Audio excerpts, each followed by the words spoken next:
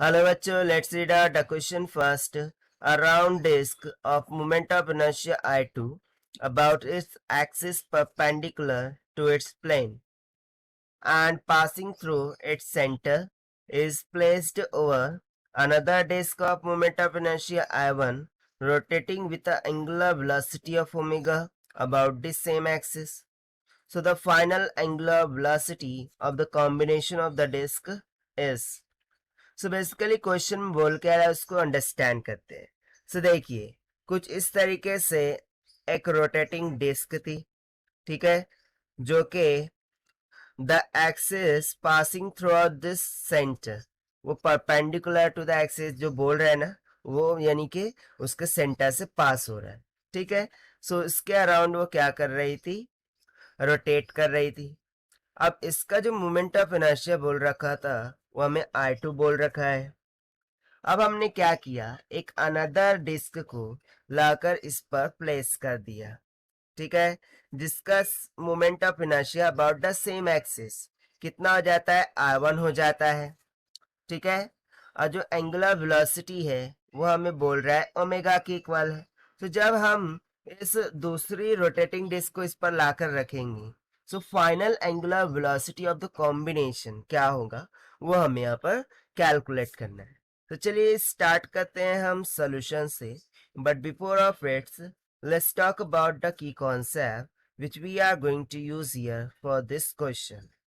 सो देखिए, key concept मैं यहाँ पर क्या लगा सकता हूँ. हमें यहाँ पर कोई भी एक्सटर्नल टॉर्क देखने को मिल रहा है क्या? नहीं. यानी कि सिंपली जो एंगुलर मोमेंटम होगा वो कंजर्व्ड होगा. This means that L equals to I to omega, this will be equals to constant. ये क्या होगा, कांस्टेंट होगा, ठीक है. अब कांस्टेंट मीन्स टू से कि जो भी इनिशियल होगा एंगुलर मोमेंटम वही फाइनल एंगुलर मोमेंटम होगा, राइट. सो भाई इसी कॉन्सेप्ट का हम यहाँ पर यूज करेंगे.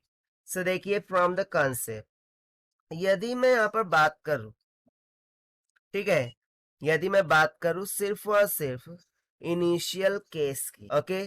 सो इनिशियल केस में मैं मान लेता हूं कि इसकी एंगुलर वेलोसिटी थी कुछ ओमेगा आई के इक्वल, जो कि हमें अकॉर्डिंग टू क्वेश्चन गिवन है omega.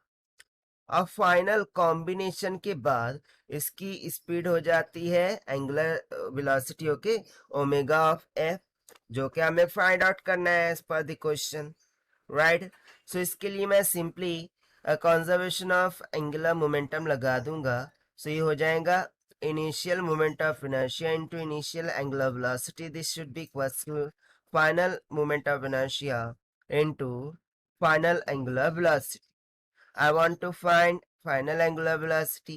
So this is equals to initial moment of inertia. ना initially सिर्फ डिस्क कौन सी थी इनिशियल केस में, कौन सी डिस्क थी, सिर्फ और सिर्फ I2, ठीक है. उसके लिए मोमेंट ऑफ इनर्शिया क्या था, I2. सी हो जाएगा simply initial moment of inertia I2 divided by, और फाइनल में दोनों के मोमेंट ऑफ इनर्शिया ऐड हो जाएंगे, दैट इज I1 प्लस का I2 इनटू जो इनिशियल एंगुलर स्पीड थी वो कितनी थी, angular velocity, that is omega, ठीक है. सो देखिए, यही हो जाता है इसका सिंपल सा आंसर, जो कि हमने फाइंड किया है by using the conceptual formula of angular momentum, that is conservation of angular momentum concepts.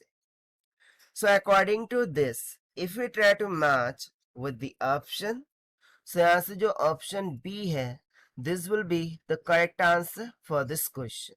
So this is the required solution. I hope you understood it well. Best of luck. Thank you.